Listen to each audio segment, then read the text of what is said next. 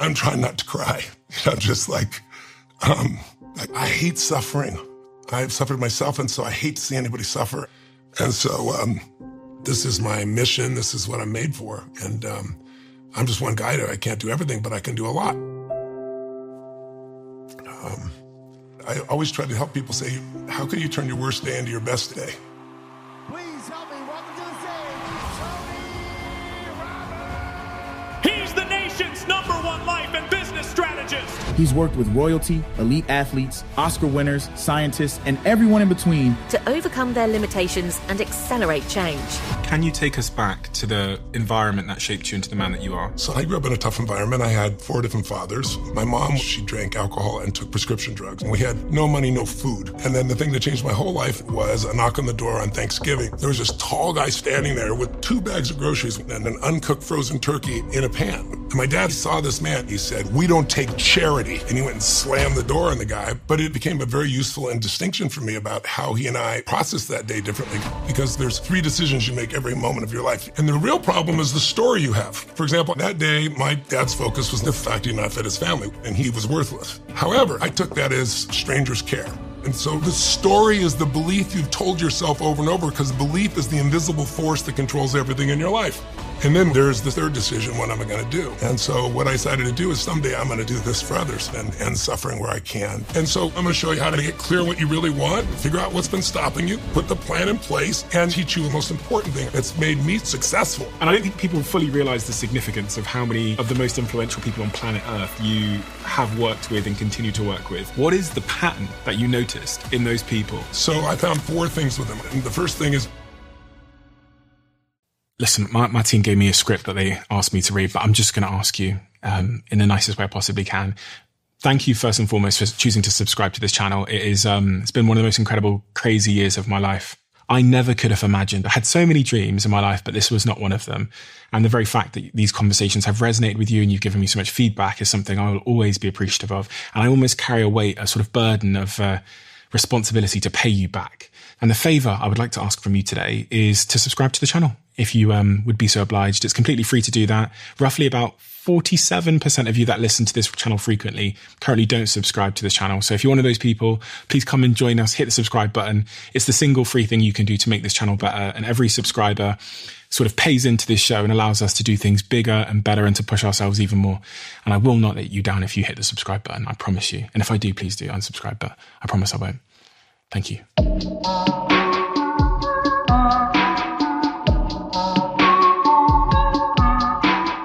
Tony, I was shocked. It was so surprising to me that you had the childhood you had based on the outcomes that you've accomplished in your life. And as someone that has followed you for a very long time, I imagine that there's many other people that have followed you for a very long time that have no idea about the early context. For those people, can you take us back to the environment that shaped you into the man that you are? Well, I think, I grew up in a tough environment. I had 4 different fathers. My mom was a very intense and passionate woman. We never had any money. We were very, very poor. My mom was probably the most important influence in my life by far. Very loving woman, but a very stressed woman. And under that stress, she drank alcohol and took prescription drugs. And when she did that, she became very violent.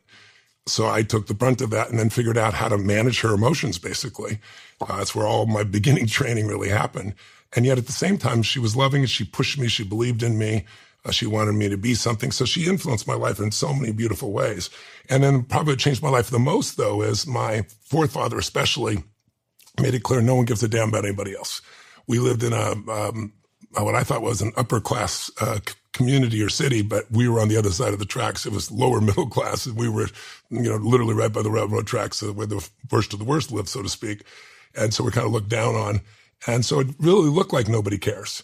And then the thing that changed my whole life, the single event, was a knock on the door on Thanksgiving. We had no money, no food. When I say no food, we had crackers and peanut butter, but not a Thanksgiving dinner, right? And my dad mom are screaming each other through a door, and my dad had lost his job. You get the knock on the door, and I go open the door, and there's this tall guy standing there with 2 bags of groceries, 1 in each hand, and at his feet, he had an uncooked frozen turkey in a pan, And he said, is your father here? And I was like, just one moment, you know? And I was like, it was Christmas morning. And so I go to my dad and I go, hey, Dad, there's someone at the door for you. And he goes, who is it? And I said, I don't know. It's for you. He goes, well, you answer. I said, I already did. It's for you. So he goes over there and I'm waiting like with such excitement for him to open the door. And he saw this man and he was not happy. He looked at this man before the guy said a word and he said, we don't take charity. And he went and slammed the door on the guy. But the man had leaned in because of the groceries and it hit his shoulder and it bounced off, which made my dad even madder. And they said, sir, he said, somebody knows you're having a tough time. Everyone has tough times. They want you to have this food for your family for Thanksgiving. He goes, I'm just the delivery guy. And my father said, we don't take charity. And he pushed the door again. But this time, because the guy's leaning, his foot now stepped in. It hit his foot and bounced off. And then now my dad's getting more fired up. And I'm standing looking at this whole thing. And it's like a car crash happening. And the guy said something to my dad. I thought my dad was going to punch him in the face. He didn't say it meanly. He said, sir, he said, he saw me. He said, don't make your family, suffer because of your ego. And I can still see it like it was yesterday. My dad's veins on both sides of his neck were just pumping and he was red as can be. And then he just dropped his shoulders. He took the groceries. He slammed it on the table and he slammed the door and he never even said thank you. It took me maybe a decade to eventually figure it out. It became a very useful distinction for me about how he and I process that day differently. Because I believe there's 3 decisions you make every moment of your life. You're making them right now if you're listening to me, and so is your audience. The first one is, what are you going to focus on? You're going to be focused on what happened yesterday, what you're going to have for lunch, what I'm saying, how it relates to you. There are millions of things you can focus on. But you don't experience life. You experience the life you focus on. And most of us are distortion, deletion creatures. Our brains don't take it all in consciously. It's too much. So our brains delete things. We distort things. We generalize things so we can make it through our lives. And so if you don't control your focus, you react. And that day, my dad's focus was on the fact he did not fit his family. It wasn't hard to figure out. He said it over and over again after he slammed the door. And my focus was, wow, there's food. What a concept. I was excited. But the second decision you make every moment, the minute you focus on something, your brain has to figure out, what does this mean? Is this the end or the beginning? Is this person dissing me? Are they challenging me? Are they coaching me? Are they loving me? And whatever meaning you give it produces emotion. And out of that emotion, you make the third decision, what am I going to do? And that day, I know the meaning my dad did. It wasn't just that he didn't feed his family. It's that he was worthless. I can't even feed my family. And he muttered all this stuff continuously. But I took that as stranger's care. It completely violated everything I had experienced in my life up until that point. And my brain was like, if a stranger doesn't even want credit for this, and they fed my family on Thanksgiving, I got to care about strangers.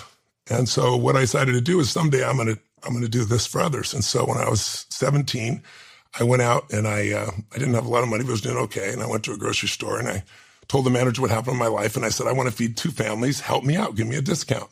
And he gave me 10% off. And I thought, cheap bastard, but I took it. I had the most enjoyable shopping. I took 2 shopping carts and just filled it up for 2 families. And then I called this church and I said, who do you know that needs help but won't ask for it, won't come for it? And they gave me 2 families' names. And so I wrote a little note. I just put, this is a gift from a friend. Everyone has tough times. I hope you have a beautiful Thanksgiving. And someday, if you can, pay this forward. I didn't use the word pay it forward. I said, do this for someone else. But now you look at us, pay it forward. And I put, love a friend. And then I realized I was going to the barrio area of the city. And I was like, maybe they don't speak English. So I had a friend of mine write it in Spanish on the back. So I figured I could flip it over. And the first house I went to is a little tiny place. I knock on the door and this woman about this tall, a Hispanic woman, sees me and sees the food and screams and then grabs my head and pulls it down and starts kissing me on the cheek. I said, no, delivery boy. And she's like, and I pull out the note and I flipped it over in Spanish and she read it and then she started to cry and she started giving me kissing. I said, no, delivery boy. She goes, no, gift of God. And I'm trying not to cry. I'm just like, I feel like it was yesterday still. And so, the door opened. It's a tiny little place, the size of your kitchen here, or your reminder of your kitchen. And I was so excited to set food down. All of a sudden I heard screams. And then next thing I know, I'm hit by one and then by another 4 boys. And one hit one leg, one hit the other. They saw the food. They went crazy. And I said, come help me. It had other stuff in the van. And when they saw the pumpkin pie, it was really over, and we bought all this food in, and then it was time to go. And the father had left them, I found out later, 4 days before Thanksgiving with no money and no food. And I'm looking through the mirror and I just started crying uncontrollably. And I'm like, why am I crying so bad? This is such a beautiful moment. And I just realized, my worst day of my life was really my best day. That the day that was the most painful to me, because that father is the one he adopted me. I carry his name. That I wouldn't be there that day. I'm a good human being, but would I work as hard as I worked to feed other people? I mean, next year I did 4, then 8, then 12, then I had a little company. I got my employees involved. Then I got to 1 million people, 2 million people. And then about 12 years ago, I decided I want to feed 1 billion meals here in the United States in 10 years. And so it's grown and grown and grown, all from not being fed. And so I see it as a blessing. I always try to help people say, how could you turn your worst day into your best day? That's when life is really magical. How many years has it been since you met that young mother with her 4 children? I was 17. I'm going to be 66. Wow. 50 years. Yeah. And it still brings you to tears to recount that story. It really does. Why is that? I hate suffering. I've suffered myself, and so I hate to see anybody suffer. And so I'm unbelievably driven to end suffering where I can, to help anyone do that, whether it be hunger or emotional hunger or depression or sadness or a relationship, or I don't know what it is. I love human beings. I hate suffering, and I love to see when somebody awakens to who they are. And we all are so much more than we ever, perceive ourselves to be. But many times you don't discover that until you have to. I like to try and show people how to do it so they have to wait till life hits them. Anything you can imagine, we're all going to go through extreme stress in our lives, but how do you use stress or does stress use you? And so my whole thing is help people, show them how to use stress, because I don't care how good a person you are. I don't care how spiritual or religious you are. I don't care how smart you are, how rich you think you are. Every human being is going to go through extreme stress multiple times in their life. And the real question is, what are you going to do with it? And the first thing is, if you're going through hell, keep going. But if you keep going, you discover, number one, how strong you really are. Because if you don't give up, you'll discover who you are. The second you find out is who your real friends are. Because when things aren't so great, you get to see who those are. And then third, it almost gives you like an inoculation to future stress. Because I had a friend that was shot down in Vietnam and was in a prison there for 7 years in solitary confinement. And Captain Coffey's his name. And I remember I met him later in life, and he was going through this tough thing with the IRS, and it was so unfair. It took him 3 years. He got his money back. But I said, doesn't that drive you crazy? He goes, after I've been with the North Vietnamese, he goes, what could the IRS do to me? So I think those pieces are there, but everyone gets called on the journey. Most people try to resist it, but that journey, that's what the call is. It's a call to grow. So I'm big on change your story, change your life. And I'm big on understanding the narrative of where you are in the story of your life. Because if you understand where you are, it gives context, it gives meaning, and it doesn't make you feel overwhelmed. Had your mother not suffered in such a way, do you think this would be so important to you? Had you not observed that suffering? Yeah, I've often said, like I said earlier, I think I'm a good human being, and I think I still help people. But what I'm providing 62 billion meals, working around the clock on top of, my 114 companies and all that. No, I don't think I would. That hunger comes very often from pain, but pain's not enough to keep you going. Pain only goes so far. You've got to find something that, it's like I tell people there's 2 types of motivation, right? There's push motivation. You're making something happen. And I have enormous willpower. I'm sure you do. Most of the people we probably interact with have great willpower, right? But there's still a limit to it. But there's no limit to pull motivation. Pull is there's something so magnificent you want to serve, something that you care about more than yourself. That's where all the energy in life comes from. You know what's in your heart and your soul, what wakes you up in the morning and makes you go. And I think if I hadn't had the pain, I don't think I would have been sensitized. But I also, if I hadn't felt the pleasure of serving and seeing impact on such a large scale, then, you'd be limited. Because listen, meeting your own needs is not that hard. Like my biggest beef with right now since COVID is this whole self-care revolution we've got. I mean, you got to take care of yourself. Don't get me wrong. I take care of myself. And, you get weaker and weaker the more you focus on yourself. The human mind is always going to figure out something that isn't good enough. But when you're serving, you're not there. Like your mind's not there. You're with the people. You're with what you're doing. And it's the escape from the mind's reductionism. And so I really believe that people, the secret to life is to find something you care about more than yourself that gives you that pull motivation. And then you're never going to lack for energy. You're never going to lack for passion. You're never going to lack for anything. And you're going to have a life that's extremely meaningful. It's not happy every moment. There's not meant to be. If you smile, have you ever smiled so much your face hurt? Yeah. You know, we need variety. So but meaning, that's something you can find no matter what. I asked you before we started recording, a question I almost never ask any of my guests, which is, what is the thing that we should be talking about the most? And you told me, shortly after what your answer was, but, even shortly after that, you then went on to talk to me about how you're driven to end suffering. Now, if I compare these two answers, the answer you gave me to the question I asked about what's the most important thing for us to be talking about, and your second point about your desire to end suffering, there's probably some kind of overlap. There is, yeah. So if I were to ask you, just because we weren't recording then, what you think maybe the most consequential thing we should be talking about right now is, as it relates to suffering and everything that's going on in society, what would that answer be? I think it's AI, but it's not just AI, it's nanotechnology. It's how technology, the rapid change in technology, and if you don't believe it's going to destroy humanity, and it's going to liberate us from a lot of labor, if you believe that, the ones that promote that concept. If that does happen and we displace this many jobs in this short a period of time, jobs are not just money. Jobs are meaning. It's not the only form of meaning, but it's meaning. So it's like you talk about, well, give people UBI, and okay, I think you might have to, because the changes are going to happen so rapidly. Like I said, farming, 80% of us were farmers 150 years ago. Now it's 3% and we feed the world. That's a long transition. I think I mentioned to you off the air here, I was visiting with President Obama 10 years ago, and towards the end of his term there, and I was saying, hey, I just got to talk to you. You inherited a pretty tough economy from the original 2008 explosion, breakdown. We lost 8 million jobs. So I said, there's technology coming right now that we can predict is going to displace more than those 8 million jobs. And I talked to him at that time I said, just take one, like self-driving cars. We were just starting to come out. I said, in the next 10, 12, 13, 14 years, they're going to become ubiquitous. And I said, there's 8 million truck drivers, Uber drivers, and taxi drivers. And are you doing anything to retool them? I said, because just in the US. Just in the US. I said, because if you don't, think about this. If I'm a business person and I can hire a person to drive a truck only 8 hours a day, I have to pay for the healthcare, which gets more expensive every year. They're going to bitch at me about things. And I can buy a truck that can drive 24 hours a day, and my insurance is cheaper because it doesn't make mistakes, and I can depreciate the asset. Am I going to hire anybody?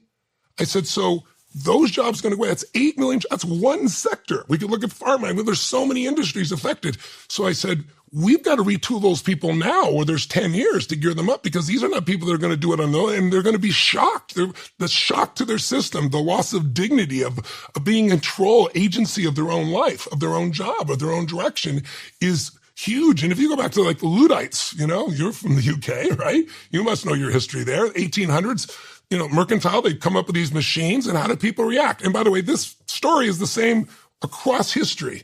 We have a radical change like this. All these people are displaced, and what did? They rioted. They took hammers and they destroyed those machines.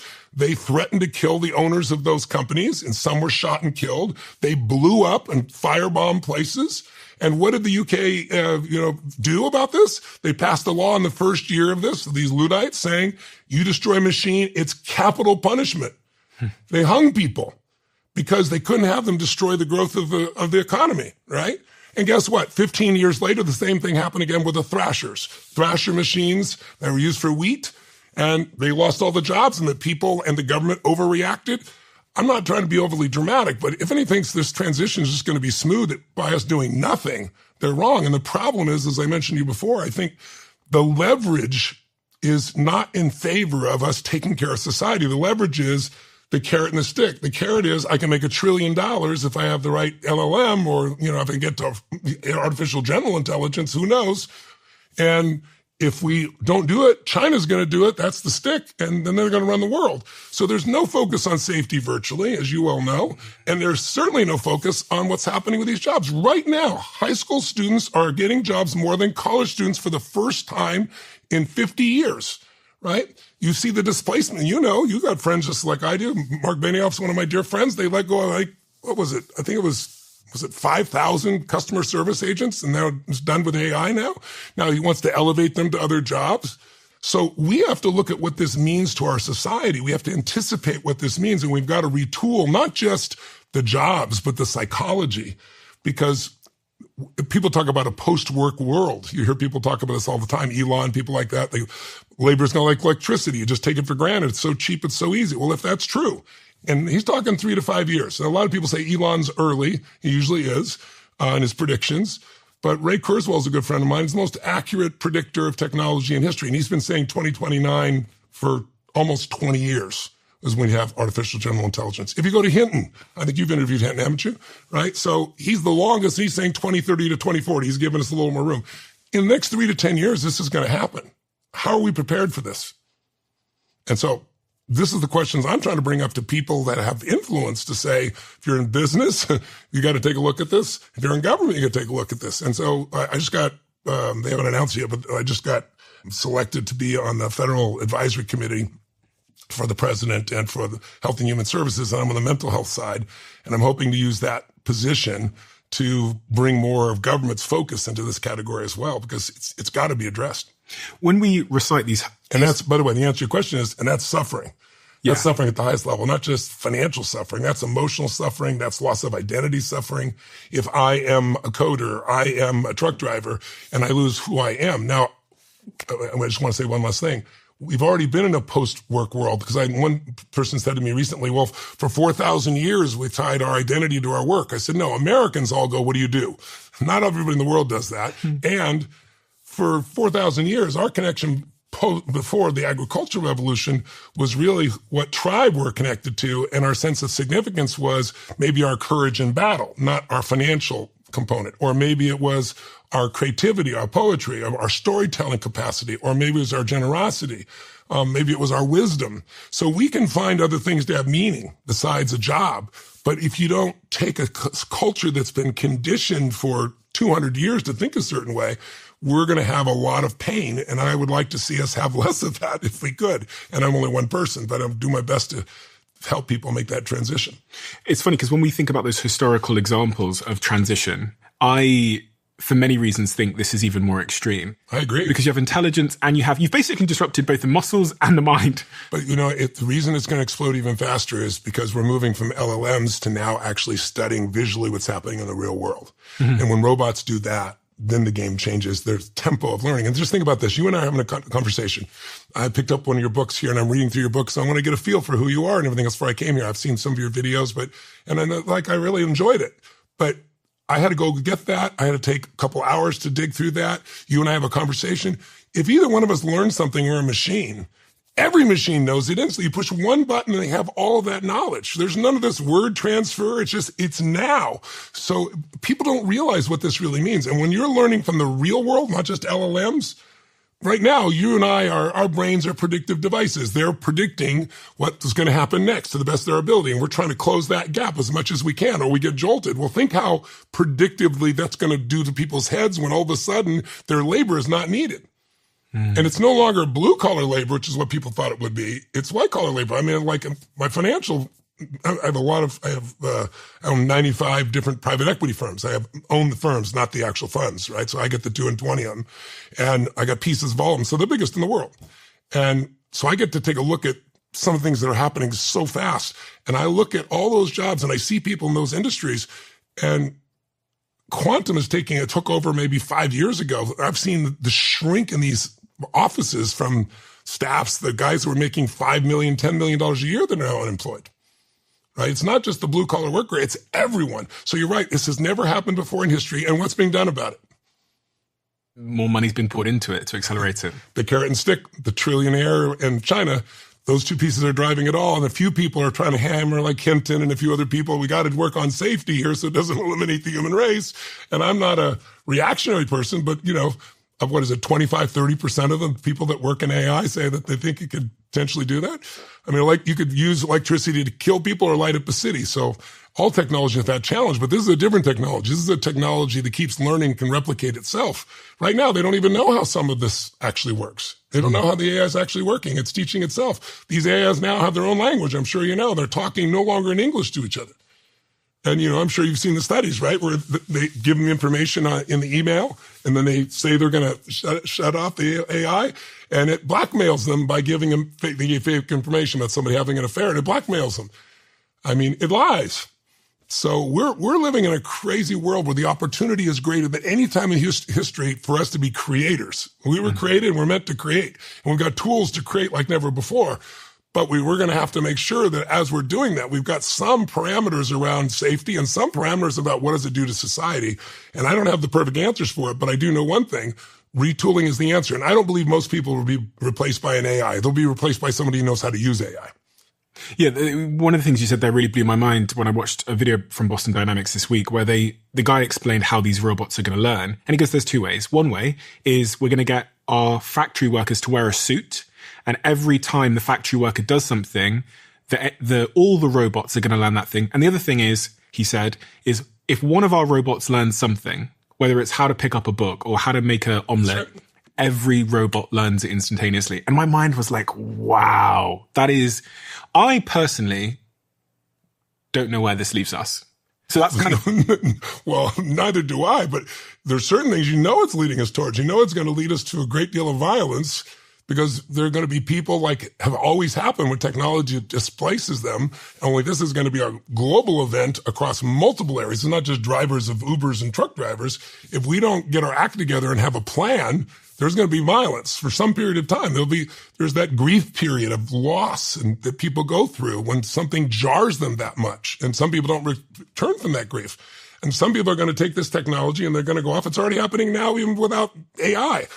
There are more males at home, 25 to 35, living at home with their family, not working, than any time in human history, including the Depression, right? There are, I think it's 25%, or I think it was 30%, I forgot the number, just saw it recently, of young men have never approached a woman to ask her out for a date. They play video games all day long, their mom does their laundry, and they order Uber Eats. This is a mass number of people. That's just the technology of getting somebody gamified. Imagine with AI. So some people are going to go live there, and some people are going to go the Star Trek route and say, I'm going to figure out what makes human existence be here. But it's not hard to figure out. The majority are not going to go the Star Trek route. And so we've got to have a bridge because of the time compression. If this was 100 years to do it, we could adjust. There will be more jobs. There'll be new jobs. There'll be new time. But it's the time frame that I'm most concerned about. So when you ask me what I'm concerned about, that's what I'm concerned about because it creates suffering. And it's something that we can predict is going to create suffering. And yet I see very few people in positions of influence and power doing much about it. So on an individual level, if you were an 18-year-old Tony Robbins, what would you be doing at this moment? What would you be focusing on work-wise? How would you be designing your life for such a world? I have 5 kids and 5 grandkids, right? So I have a 52-year-old daughter, and I have thanks to COVID, a 4-year-old daughter. So COVID was good to me. I was home. So I look at my especially my grandkids and my daughter, and I say they're entering a world that none of us have known before. And so how do I arm them for it? And the answer is a couple of things. Number one, I have to teach them not to do what most people in the world do. Most people you talk to, of any, even quote, successful people, whatever that means, they're stressed all the time. Stress. I'm so stressed. You hear people talk about stress all the time. It's like they argue about who's more stressed. And I look at that and go, why are they stressed? And the answer is because they're managing their life. We're not made to manage circumstances. We're made to create. We were created by something. Call it your creator, call it the universe, call it God, whatever you want to call it. And we were made to create. And when we create, we're alive. When we just try to maintain or manage or hold on to something, if we're just caught up in making a living instead of designing a life, life is a bitch. And that's why so many people have so many challenges. So I'm teaching my kids to be creators, and I teach them the second piece, the most important thing, I believe, that's made me successful. And anyone I've ever interviewed, you interviewed 1 million people, you see if you agree or disagree with me. The 3 most important skills in life now are the ones that allow you to learn more rapidly. If you learn rapidly, you can win no matter what happens with the technology. And what are those 3 skills? Number 1, the skill of pattern recognition. When you can recognize patterns, you eliminate fear. Fear comes from, this has never happened before. I don't know what this is. Chaos. Like I hear people all the time talk about how we've never been this place politically. We're here in America. We're going to have a civil war. And they don't do any history whatsoever. I have these 2 placards that I have because back then they didn't have ads, right? They had placards. And one is from Thomas Jefferson talking about atoms, and one from Adams about Jefferson. And they said stuff that make Republicans and Democrats look like they're nice to each other. I mean, it's just unbelievable, the stuff they said. This is a cycle.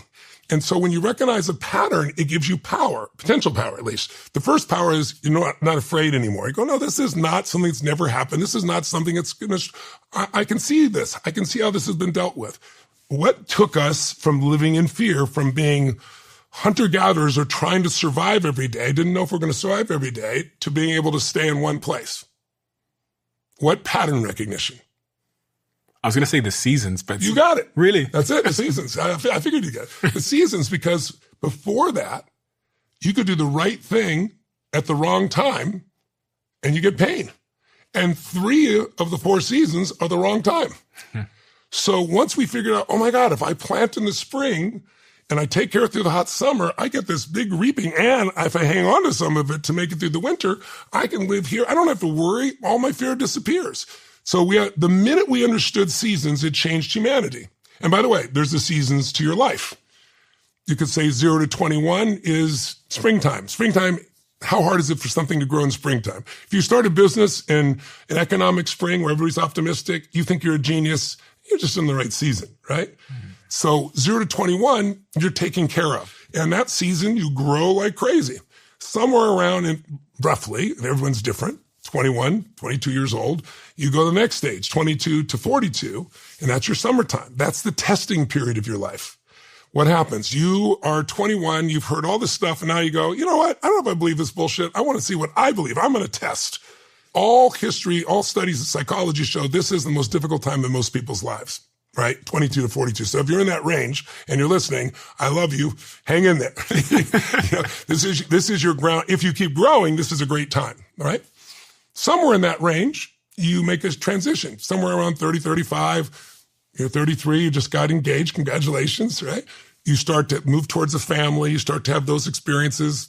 I'm sure yours will be very successful. Many aren't, right? So at 42, 43 to 63, that's the fall.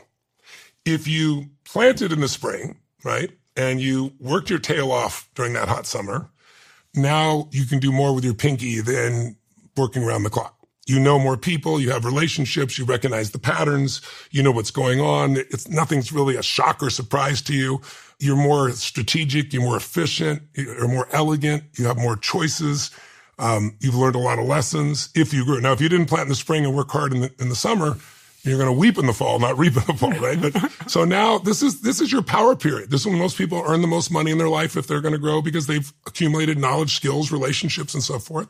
And then the winter, because she comes back to that, 64 to 84 to 104 to the oldest humans, 124.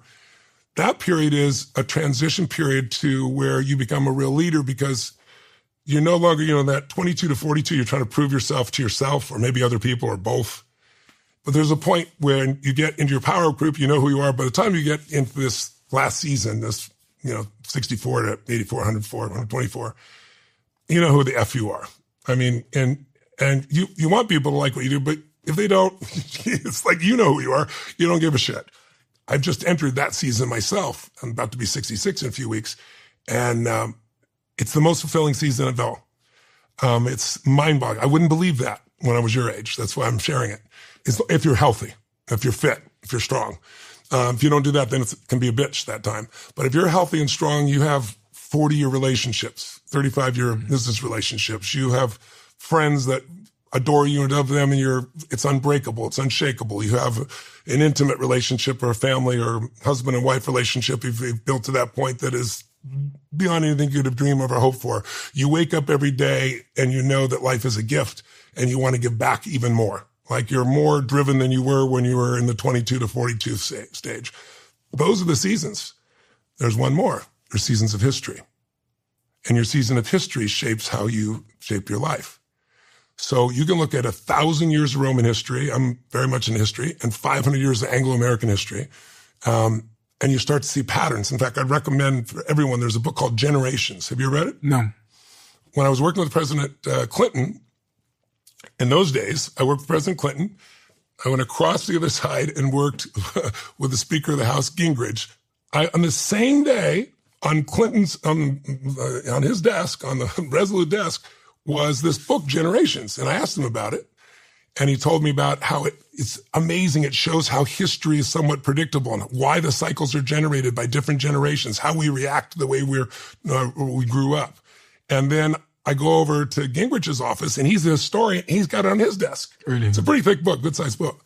My point is, if you want to navigate your life, you need pattern recognition so you don't go in reaction. And one thing is to understand seasons are a great pattern. They freed us. There's seasons of your life. You should think about this season. What's this season about for you? What do you want to extract from this season? And every season has predictable challenges and predictable opportunities. And where am I in the season? Some people go through their springtime during a war or wintertime. Some people go through their springtime in a fall. We all grew up with different environments. And so we're shaped by that. And that's why history's changed. So, but let me finish the last piece. I've gone way long. I apologize. But I said there's 3 skills. What do we need, right? First one is pattern recognition. The second one is pattern utilization. So I watch you. Like you and I both, we developed companies, took them public very early ages, made a lot of money and figured out it wasn't just about money, right? Looking at your history, you didn't just recognize patterns, you used them. You saw them in marketing areas. You saw online opportunities. You saw things. You didn't just, oh, now I understand it. You jumped on it. Anyone who's incredibly successful in anything, if they're great at dance, if they're great at investing in companies, if they're great in running companies, if they're great in singing, they recognize there are certain patterns. And then the final skill, and this is what I'm teaching my children, is you ultimately want to become a pattern creator. You take an example, say learn to play the piano, right? Yeah. How do you learn to play the piano? You got to recognize patterns, and usually you're taught someone else's patterns that produce something beautiful, right? Could be Bach, Beethoven, could be some rock, could be whatever you're learning. And so you learn those patterns, and you practice them. You learn to use them, right? And now you can produce the same music. There is a point, and I'm sure you've experienced this already, and you're going to experience a lot more in the next 10 years of your life. You've taken so much input in, you've recognized so many patterns that now you come through, and you become the pattern creator.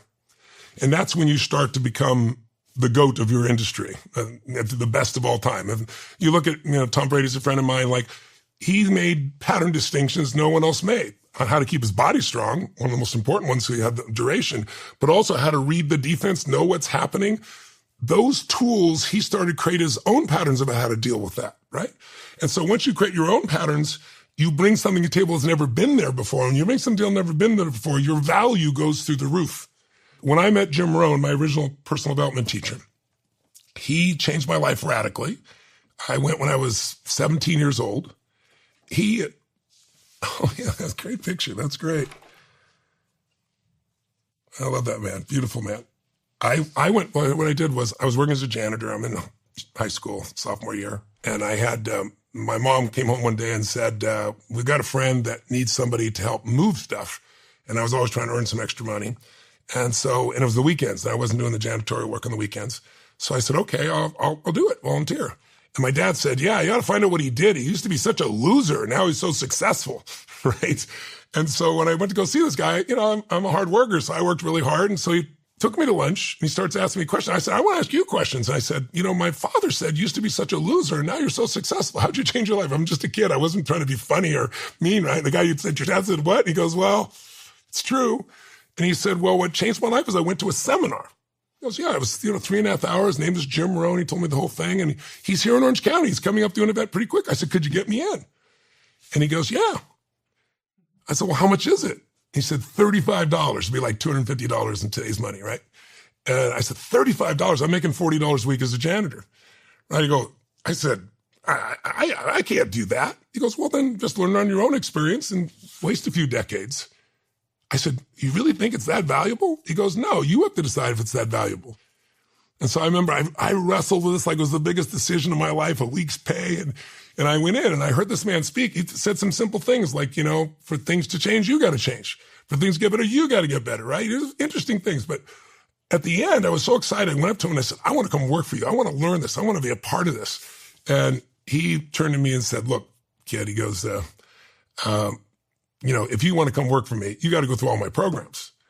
And I said, what does that mean? And he said, well, you got to this. It was like $1,200 for just one of the programs for a weekend. $1,200 like $10,000 today, to give you an idea, $12,000. I'm, at the time, sleeping in my car, working as a janitor. My dad left. My mom kicked him out. I'm a strong woman. And then she chased me out with a knife. She wasn't going to kill me, but I wasn't going back in that place.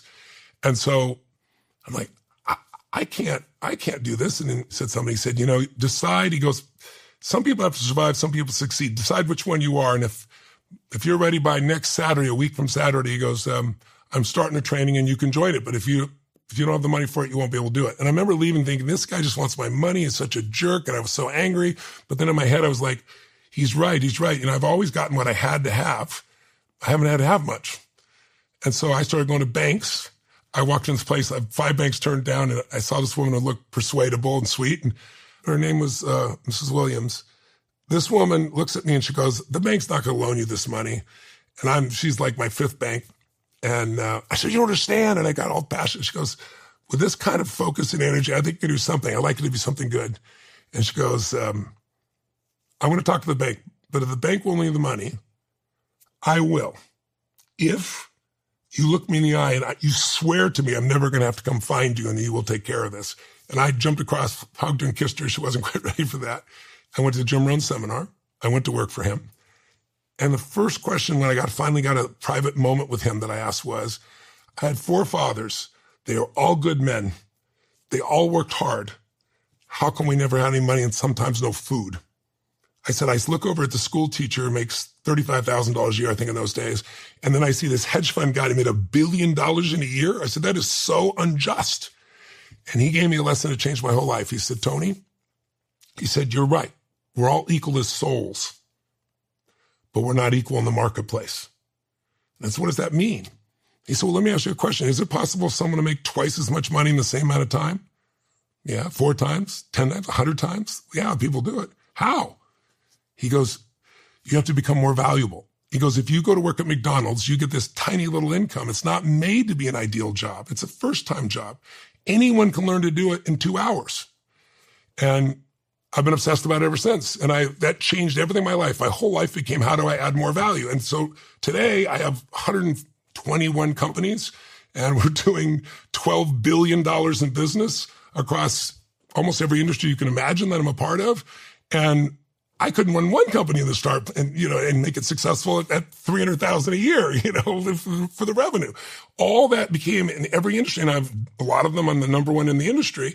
It's because I'm obsessed with adding value. And so I think that piece is what's missing also from our youth. You're saying, what do they need to do? They think I'm here to get something. No, life is calling you. What are you going to give? Not just what you want to give, but what people need. And so my focus is I give people what they want. They want to make more money. They want a better relationship. But my goal is so I can give them what they need, which is a life that has more meaning. And that's one that goes beyond yourself. It's going to be a stressful period. Yes. To say the least. I think algorithms are actually making our online experiences more stressful. I think 100%. Because, they're designed to retain our attention, and the best way to retain our attention is probably fear. Yep. And I think this with myself, I find myself watching all these fucking short form videos that are just like, they feel like they're at some level frying something, depleting something in me. But they're designed, it's designed, the algorithm just to serve me up the next one that's going to hold me or scare me or whatever. Yep.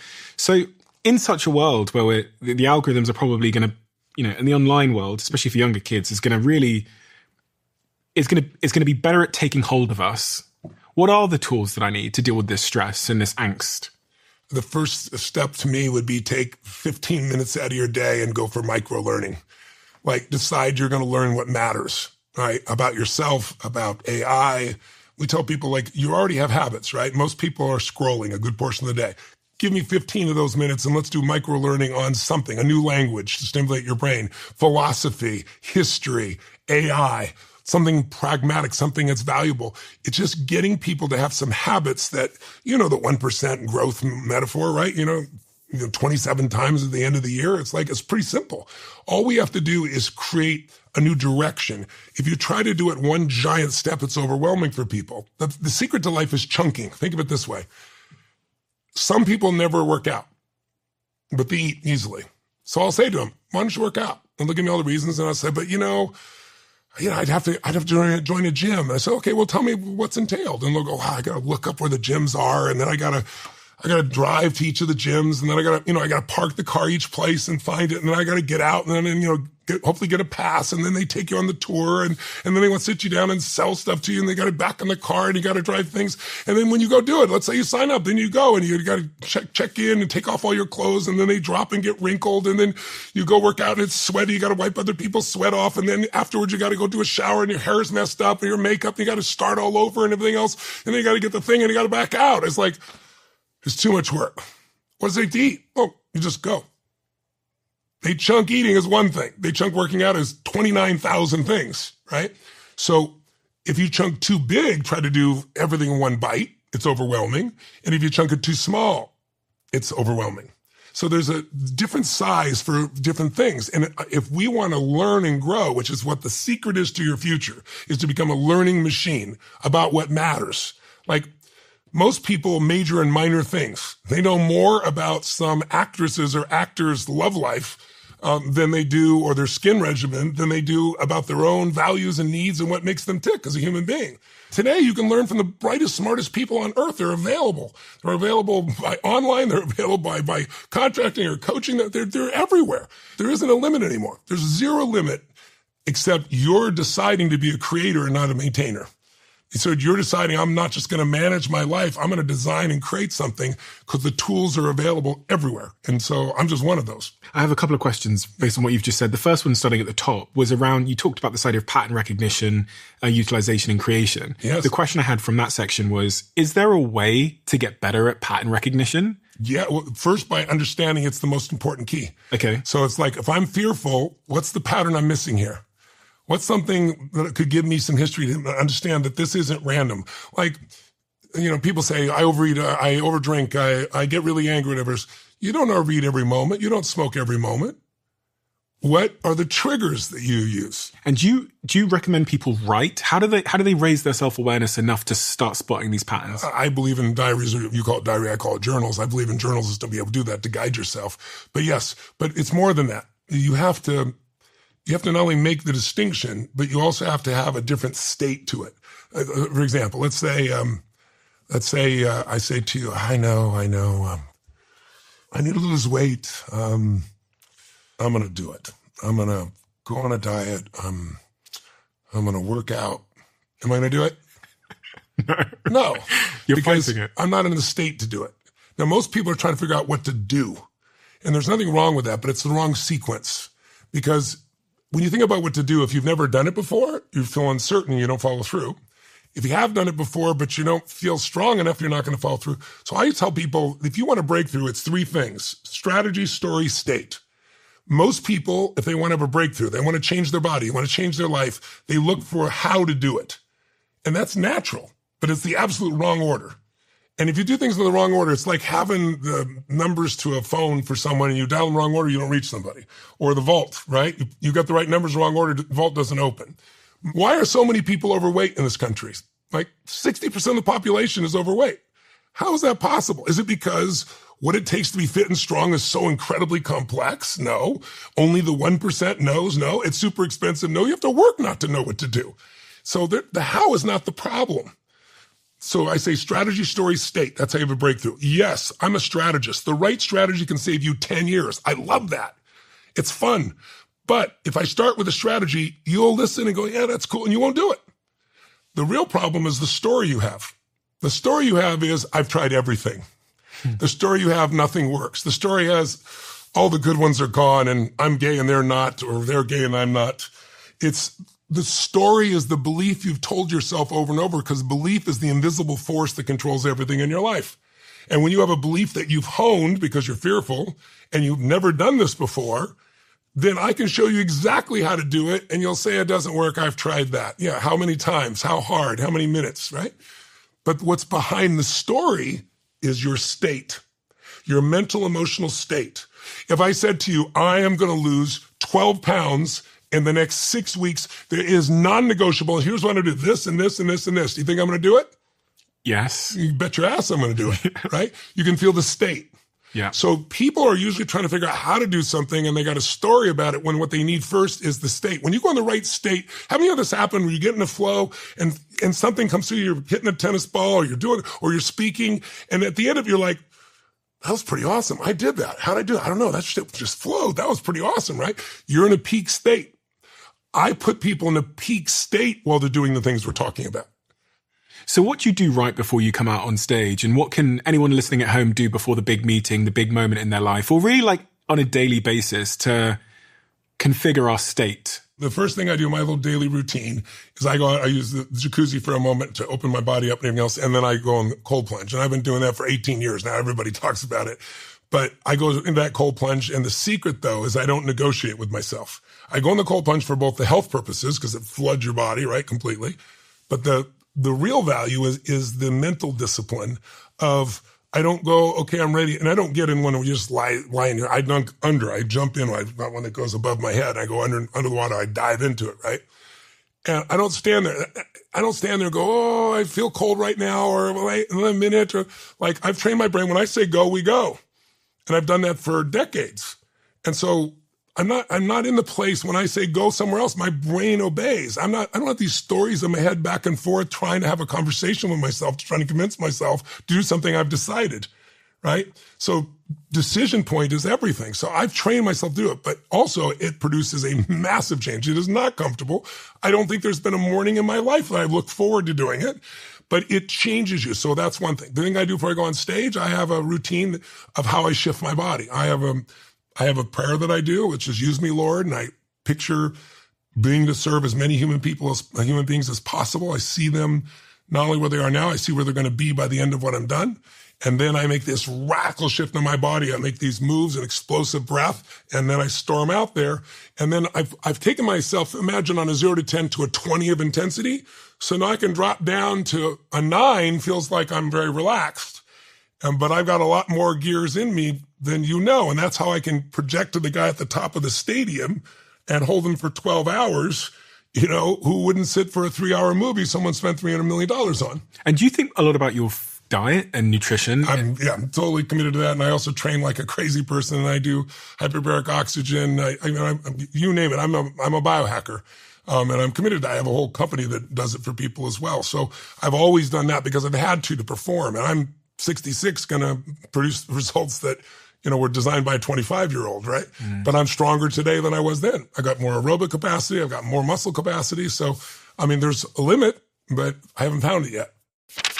If you follow me, you've probably heard me talk about hiring more so than anything else. You probably see me on Behind the Diary, which is our other YouTube channel, talking about how obsessed I am with the hiring process. And this really brings me to a recommendation that I'd love to give you, which is to check out our sponsor, LinkedIn, if you're having hiring difficulties. Their new AI assistant filters out applications for you based on the criteria you've set for that specific job, surfacing only the best matches. That way, you're not left having to hunt through a mountain of different resumes.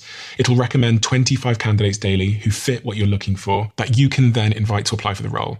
LinkedIn is where we go to find the long-term A players that I have in my team. In fact, employees hired through LinkedIn are 30% more likely to stick around for at least a year compared to those hired through other job networks. Hire right the first time by posting your job for free at linkedin.com/DOAC. Then use the promotion feature to access LinkedIn Jobs' new AI assistant. That's linkedin.com/DOAC. Terms and conditions apply. In a world of challenging meaning, where a lot of my viewers are struggling with meaning, one of the things I've noticed is that it appears, especially with young men who you talked about earlier, it appears that more and more of them are turning to religion. And you mentioned your faith in God there. Yes. That is a really interesting phenomenon for me that I've observed in my own life. I've talked about this a few times. Certain friends of mine who were very individualistic, they were living the dream in any way that you might define it. They had money, they had freedom, they had no boss, no dependents, no partner. And suddenly you see their life turn into what looks like depression, a form of depression. Yeah. An absence of meaning in their lives. And I wanted to throw this out there because we are in a society that's, I think, increasingly encouraging independence. Yes. And there's upsides to independence, of course, we all understand those. But I wondered if there's a sort of a double-edged sword here when you kind of said it earlier about making the world more about just me, and I.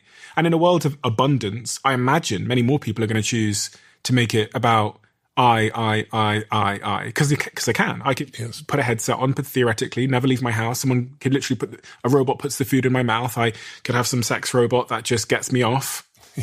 Money comes in my account by UBI the reason your friends got depressed, I've had this happen, I've seen this as well.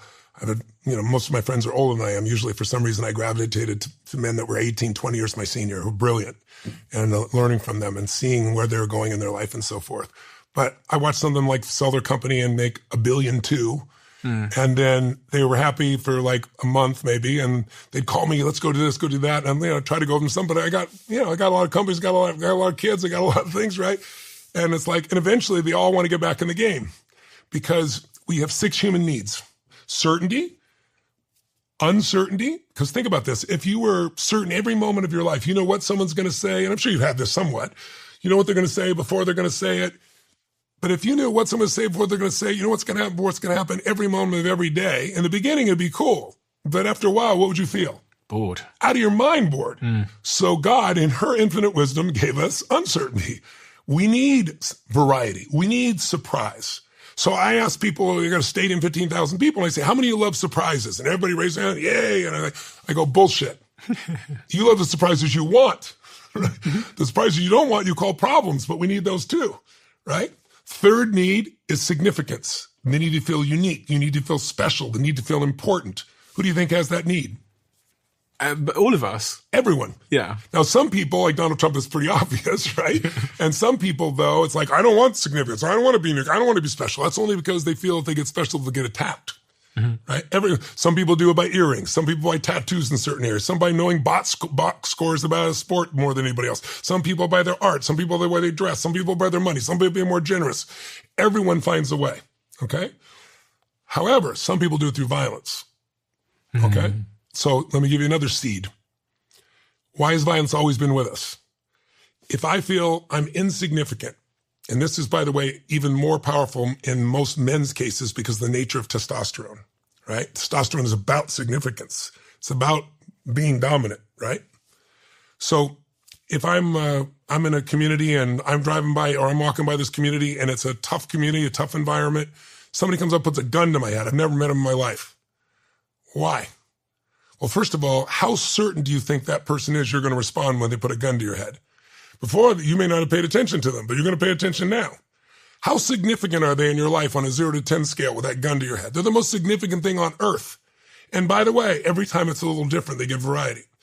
Anytime you meet a belief, an emotion, or a behavior meets at least 3 of these 6 needs, you will become addicted to that thought, that feeling, or that behavior. It could be a positive one or a negative one, but you will become addicted to it. So violence connects to those 3. But you can also get significance by tearing other people down. So why do we have so many warriors in their little house, doing their little virtual signaling, doing what they're doing? Because they've never done anything with their life. And it used to be, I'd have to confront you.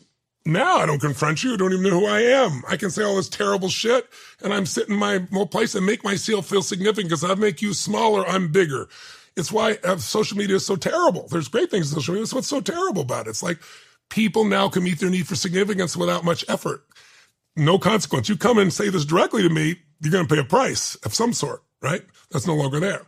Now, 4th need, connection and love. Everybody wants love. Most people settle for connection because they've had love at one point and it was so painful when it ended, they decided to settle for connection. How can you get it? You can get it by going for a run and feeling connected to God of the universe, nature. You can get it by prayer. You can get it by being with some friends. You can get it by making love. You can get it by getting a dog. If nothing else, get a dog. Don't get a cat. Cats leave. But, dogs, you leave for 2 minutes. It's like you've been gone for 6 months. They'll make you feel very loved. There's a million ways to feel connection and love. Some are positive. Some are negative. Some people get connected by their problems. They're always comparing problems. You ever seen 2 people comparing, but I had this. Well, you think that's bad. Let me tell you mine. They're arguing over significance and they're connecting through their problems. Right? So the biggest drug on earth is not cocaine. It's not fentanyl. It's not dope. It's problems. Because the deepest fear everybody has is they're not enough. And our deeper fear is if we're not enough, we won't be loved. I've never met a human being. I've worked with kings, queens, winners of everything you can imagine, Academy Awards, scientists. There's some point in which you might feel for someone you care about most that you're not smart enough, young enough, old enough, pretty enough, funny enough, rich enough, playful enough, something enough. And it is the worst feeling on earth. To feel like you are unloved and worthless is internal death. So people come up with a story. It's just because I have, I have this dyslexia, that's why. Or it's because I was raped, and maybe they really were raped. I'd like to kill the guy that hurt them, but that's not why they're feeling what they're feeling right now. It's because they're fearful. And so if you have a big problem, that's why I'm not where I want to be. It's not that I'm not enough and not worthy of love. And so people use problems as a way to connect. Now, these first four needs, certainty, uncertainty, you can see how they'd have a conflict. But have you ever rented a movie you've already watched? Yeah. Get a life. I have too. Why would we do that? Because we're certain it's good, but it's been long enough that we hope there's a variety. We won't remember it all, have a variety once again. Yeah. So you can meet multiple needs through the same task potentially. But certainty, uncertainty, significance, here you are in Hollywood. Why do people come to Hollywood? Be famous. To be famous, right? They don't know what that really is. If they did, some of them would move away from it. But significance is what they're looking for. But what they